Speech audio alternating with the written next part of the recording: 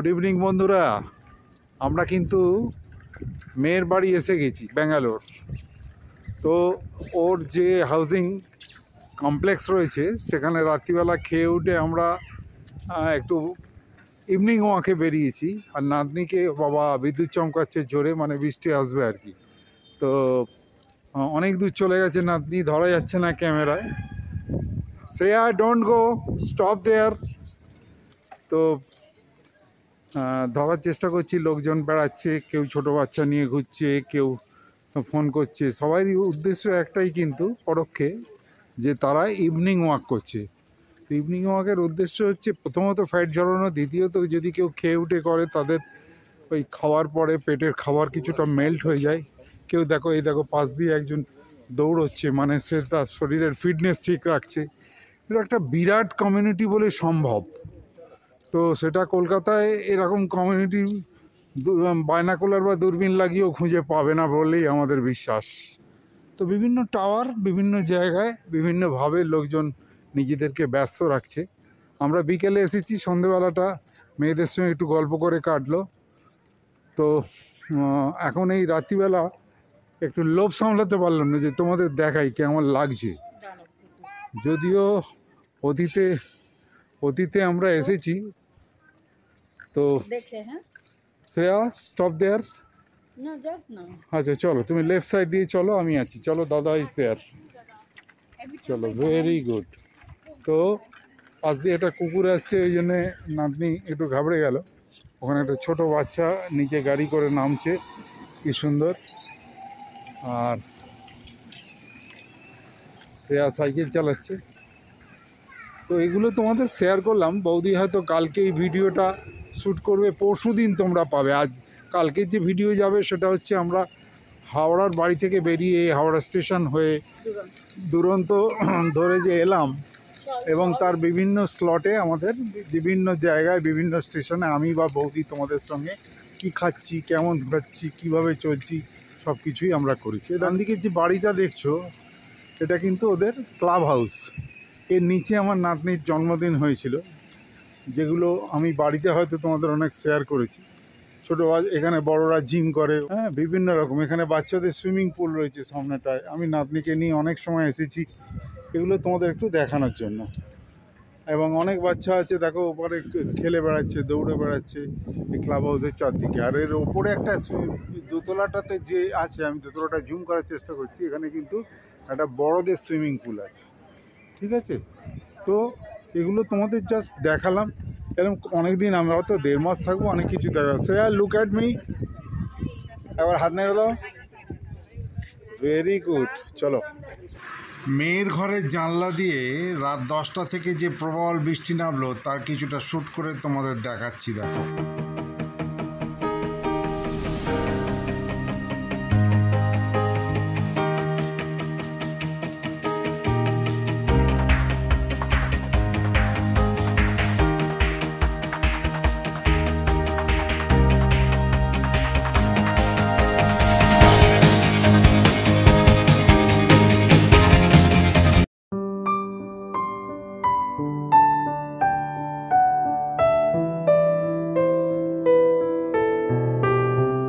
বন্ধুরা, এদের যে ইন্ডোর স্টেডিয়াম আছে, এই স্টেডিয়ামে আমি এসেছি। ওদের স্যার, বিদ্যুৎ স্যার ওখানে বসে আছেন। তো ওনার গাইডেন্সে বাচ্চারা এখন গা ঘামাচ্ছে, একটু বাদে খেলা শুরু হবে, প্র্যাকটিস সেশন, 1 ঘন্টার ক্লাস। তো এখন পা তোলা, পায়ের, হাতের, ঘাড়ের নানা রকম এক্সারসাইজ হবে, যেগুলো ওরা প্র্যাকটিস করবে যাতে ফিটনেস বাড়ে। যে যেমন পারে শরীরকে ঘামাচ্ছে, যেমন স্যার ট্রেনিং দিয়েছে। তো সেগুলো দেখালাম তোমাদের।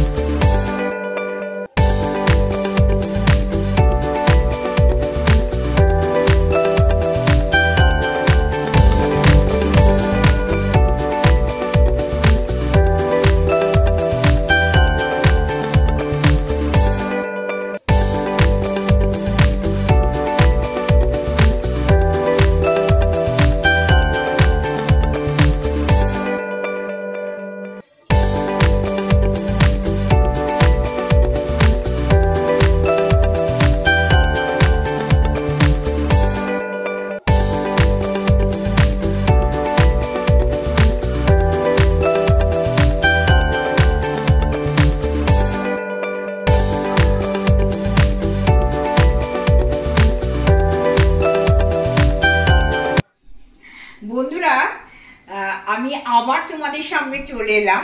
আমার অনেক বন্ধু রিকোয়েস্ট করেছে, আমি হাওড়ার বাড়িতে মানে কলকাতায় আমি পনির বাটার মশলা তোমাদের করছি, তখন দেখিয়েছি, কিন্তু তার রেসিপিটা আমি তোমাদের সঙ্গে শেয়ার করতে পারিনি।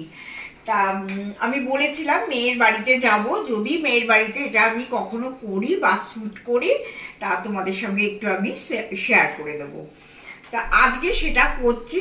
আমি বললাম যে একটু করি, আমার বন্ধুরাও অনেকে দেখতে চেয়েছে, আর শ্যুট করি, তোরাও খা আমরাও খাই, আমার বন্ধুরাও দেখে নিক আমি কিভাবে এটা করছি। কিছুই না, এখানে প্রায় 400 গ্রামের মতো পনির এনেছি। এবার এনে এটাকে আমি দেখো একটু বড় বড় করে, বুঝতে পারছো, একটু বড় বড় করে কেটে নিয়েছি কিউবগুলো। কেটে নিয়ে এরপরে তোমরা সাদা তেল দিয়ে করবে, আর ওরা একটু অলিভ অয়েলে খায়, সেই জন্য আমি একটু অলিভ অয়েলেই করে দিচ্ছি। হ্যাঁ, তোমরা সাদা তেল দেবে এতে। আচ্ছা, কি বেশি কিন্তু নয়, আর আমি কিন্তু খুব তামঝাম করে করি না। আর করার সময় তোমাদের আমি বলে দেব যে আমি এটা করছি না, তোমরা এটা করতে পারো, সেটা আমি তোমাদের সঙ্গে যেইগুলো করলে একদম হোটেলের মতো বাটার পনির মশলা হবে সেইগুলো আমি তোমাদের শেয়ার করে দেব। সঙ্গে থাকো। এই দেখো আমি একটু অলিভ অয়েল নিয়ে নিলাম, তোমরা সাদা তেল নেবে। আমি কলকাতার বাড়িতে আমি সাদা তেলেই করেছি, বেশি নয়। হ্যাঁ, আমি কোনো জিনিসই বেশি দিয়ে জানো তো তেল পছন্দ করি না, একটুখানি সাদা তেল নিয়ে নিলাম, নিয়ে আবার দেবো আর একবার। আচ্ছা, নিয়ে আর এইখানে দেখো আমি পনিরগুলোকে হালকা করে একটু করে ভেজে নেব। হ্যাঁ, দেখো এই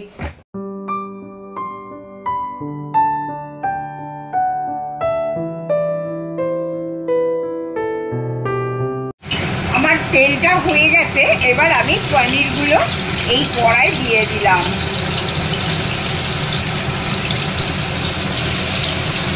পনিরটা আমি খুব হালকা করে ভেজে আমি এটা তুলে রাখলাম, দেখতেই পাচ্ছ খুব হালকা করে ভাজা হয়েছে। আমি আবার কিছুটা অলিভ অয়েল এতে দিলাম। এবার আমি এতে একটু বাটার দেব অল্প করে।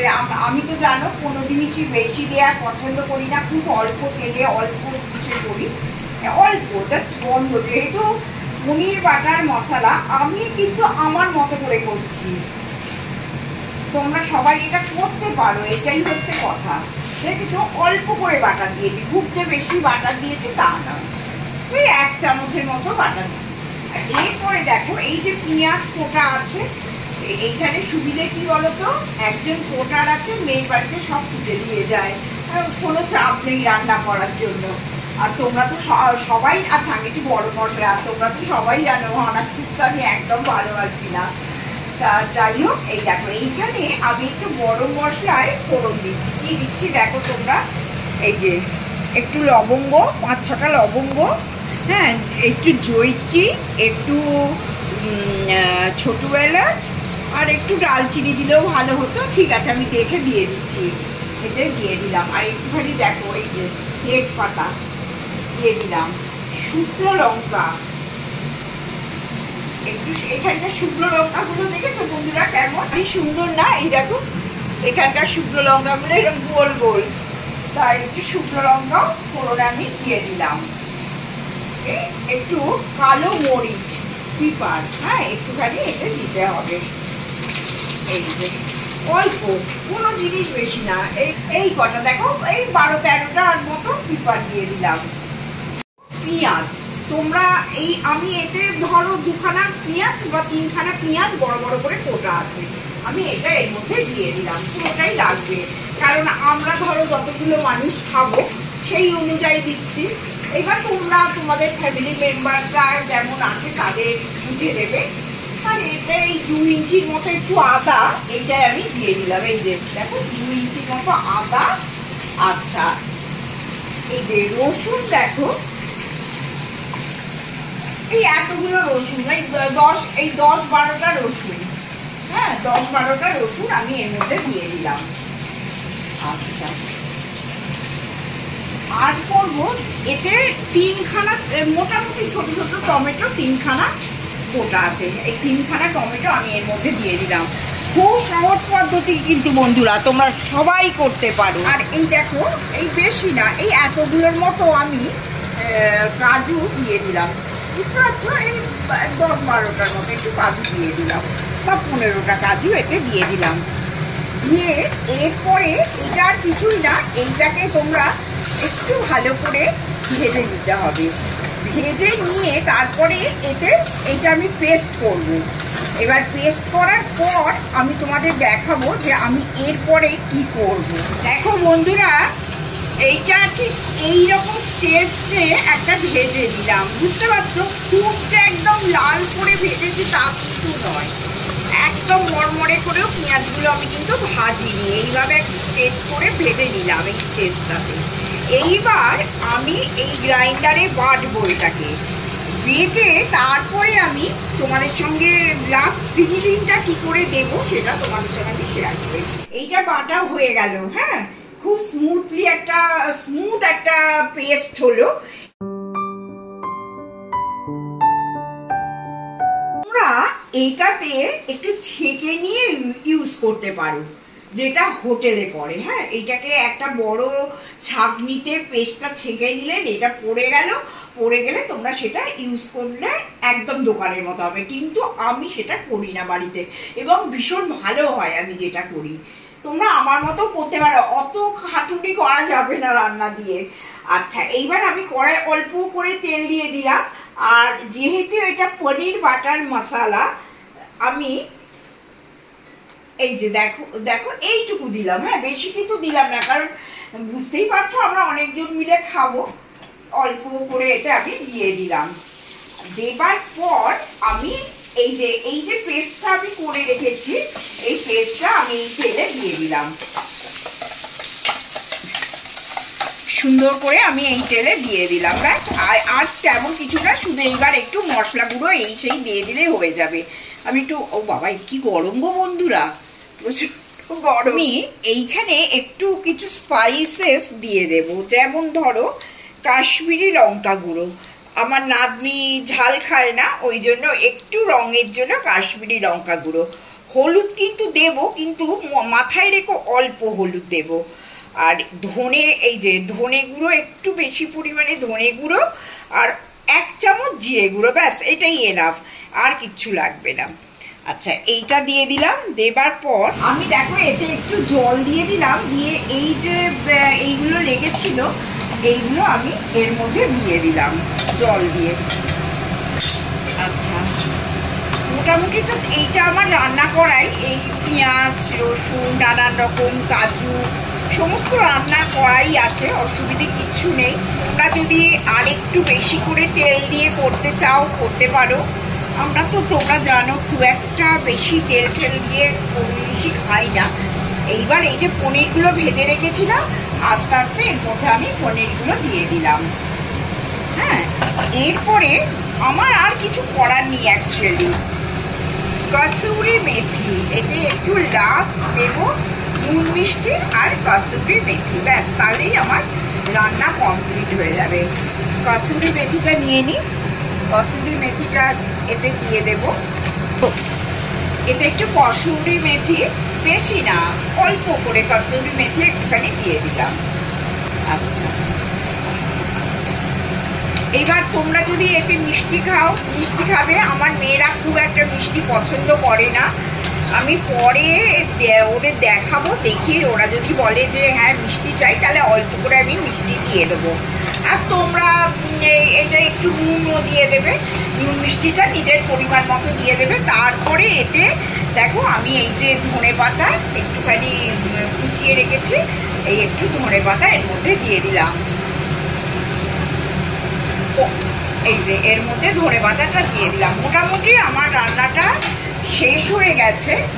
এবার বন্ধুরা এটা করে খেয়ে দেখো, আর বিশেষ করে পরোটা দিয়ে লাজবাব। একটাই কথা, আমার কথা শুনে করো, কিচ্ছু খাটুনি নেই, অথচ দারুণ লাগবে গরম গরম পরোটা এই পনির বাটার মশলা। খেয়ে দেখো। আর তোমরা যদি এই মশলাটাকে তোমরা যদি ছেঁকে করো তাহলে একদম হোটেলের মতো হবে। আমি এই ইনগ্রিডিয়েন্টসগুলো এতেই দিয়ে দিই। দেখো, এই হচ্ছে আমার বাটার পনির মশলার ফাইনাল লুক কেমন হয়েছে বন্ধুরা তোমরা খাও, খেয়ে আমাকে বলো। আমার খুব ভালো লাগবে যে তোমাদের কেমন লাগলো এটা করে খেতে। হ্যাঁ, সঙ্গে থাকো বন্ধুরা। আমি কিন্তু তোমাদের কথা রাখার জন্য মেয়ের কাছে, মেয়ে বলছে কি রেঁধে খাওয়াবে, তা আমি বললাম যে আমার বন্ধুরাও দেখতে চেয়েছে, অনেক বন্ধু দেখতে চেয়েছে বাটার পনির মশলা। আমি তোমাদের একদম ঘরোয়া উপায়, সোজা উপায় করে দেখিয়ে দিলাম। সঙ্গে থাকো। হ্যাঁ।